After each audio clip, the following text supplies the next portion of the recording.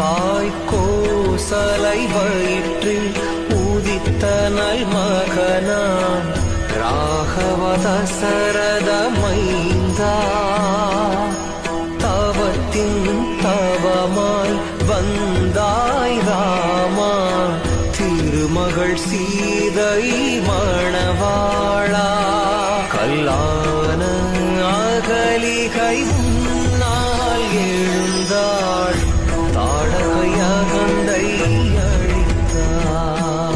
சிவன் தந்த வில்லினை போல் எடுத்து சீதையை மணம் கொண்டாய் தந்தையின் சொல்லுக்கு மணி மகுடம் துறந்து